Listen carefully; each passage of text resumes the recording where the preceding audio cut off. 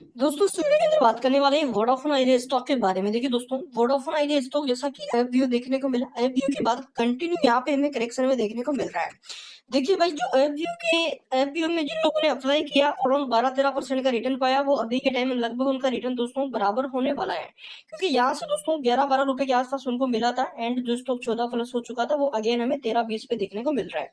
तो दोस्तों आगे यहाँ से क्या व्यू रहेगा, अभी के टाइम जो ये गिरावट चल रही है, आखिरकार ये गिरावट कहाँ तक जाकर रुकेगी, रिवर्सल कहाँ से आएगा एंड ये गिरावट हो क्यों रही है, सारी चीजों के जो यहाँ पे हमारे क्वेश्चन है सबके हम आंसर इस वीडियो में यहाँ पे देंगे एंड यहाँ से हम देखेंगे कि आगे क्या व्यू रहेगा, क्या हम लॉन्ग टर्म के अकॉर्डिंग रुक सकते हैं या हमें यहाँ पे निकल जाना चाहिए। देखो, कंपनी ने हाल ही के अंदर एक बड़ा फंड जुटाया है, तो यहाँ पे उसका जो मतलब पोटेंशियल है वो बना है एंड उसकी वजह से हमें यहाँ पे ये थोड़ा सा मोमेंटम में दिखा है। बट अभी के टाइम अगेन फिर से हमें दोस्तों वोलेटिलिटी देखने को मिल रही है। अगर आज देखोगे तो 13.50 की ओपनिंग थी, हाई थे यहाँ पे 13.55 की लगभग इसी के पास, एंड अगेन स्टॉक ने 13.15 के हाई मतलब जो लो थे वो क्रिएट किए एंड 13.15 के लो के आसपास स्टॉक में हमें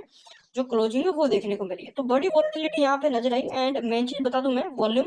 तो मैंने कल के वीडियो में आपको बताया था कि दोस्तों जो मोमेंटम बन रहा है वो वॉल्यूम की वजह से बन रहा है एंड जो यहाँ पे जब वॉल्यूम कम होगी, मोमेंटम अपने आप हमें कम होता हुआ देखने को मिलेगा। एंड अभी के टाइम अगर आप देखोगे तो दोस्तों अराउंड यहाँ पे जो वॉल्यूम है स्टॉक की वो 9 करोड़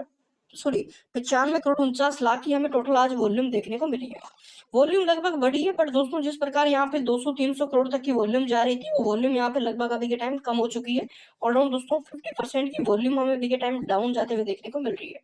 बायर लगभग आ रहे हैं यहाँ पे, अगर आप देखेंगे डिलीवरी स्टॉक की 46% की लगभग यहाँ पे आज जो स्टॉक का 93 करोड़ के आसपास की टोटल वॉल्यूम रही, उसमें से अगर देखें तो 45 करोड़ के आसपास टोटल हमें यहाँ पे बायर भी देखने को मिले। बड़ा इन्वेस्टमेंट दिखा, बट फिर भी दोस्तों अगर देखें करेक्शन आ रहा है, तो यहाँ से हम कर सकते हैं दोस्तों, देखो डिलीवरी हाई है तो ब्लैक डील भी कर सकते हैं। देखो जब ब्लैक डील होती है, मैं ब्लैक डील का अपडेट पे आपको बताऊंगा अभी के टाइम, जब बड़ी बड़ी मीनारें ऐसे छोटा छोटा फिर एकदम से माल उठाए जाते हैं तो ब्लैक डील में यहाँ पे कन्वर्ट होते हैं, तो अभी के टाइम वो भी हम देखेंगे। बट अगर एमओ की बात करूं दोस्तों तो 23,42,000 शेयर एमओ के अंदर अभी के टाइम हमें सेल ऑर्डर के अंदर देखने को मिल रहा है। अब देखो,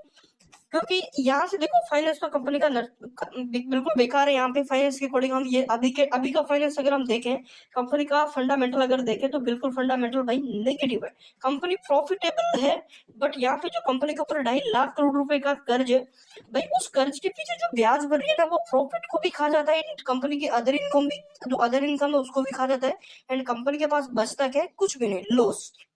तो इसलिए हमें यहाँ पे कंपनी प्रति क्वार्टर लॉस बता रही है, तो वो थोड़ा सा क्वेश्चन खड़ा करता है कि आने वाले टाइम में अगर कंपनी दोस्तों कर्ज कम नहीं करती है तो भाई जैसे जैसे अगर यहाँ से इन्फ्लेशन बढ़ेगा, ब्याज दरें भी बढ़ सकती है, उसके अकॉर्डिंग कंपनी का कर्ज भी बढ़ेगा, क्योंकि जो सर्वाइव करने के लिए कंपनी को चाहिए फंड। अब मान के चलो कंपनी ने 20,000 करोड़ का फंड इकट्ठा किया, अब ये फंड बड़ा नहीं है यहाँ पे, ये बहुत छोटा फंड है, 2.5 लाख करोड़ का कर्जा। अब कंपनी अगर इसमें से भाई 10% भी कर्जा चुकाई, 20% भी कर्जा चुकाई, तो कंपनी के पास कुछ नहीं बचेगा आगे के प्लान के लिए। अब कंपनी करेगी क्या, कंपनी अपने देखो ओपीएम तो है ही, जब तक कंपनी कर्जा नहीं कम करेगी कंपनी का कुछ भी नहीं होने वाला, क्योंकि मान के चलो जिस कंपनी के प्रॉफिट जो मार्जिन है वो 50% की, कंपनी 1 करोड़ की सेल्स कर दी है, उसके पीछे 50 लाख रुपए बचा रही है, फिर भी कंपनी करके आ रही है लॉस, क्यों कर रही है, कि मान के चलो 1 करोड़ का प्रॉफिट कर रही है, भाई 1 करोड़ का प्रॉफिट करेगी ना तो वो उसमें से कंपनी को ब्याज भी बनना पड़ेगा,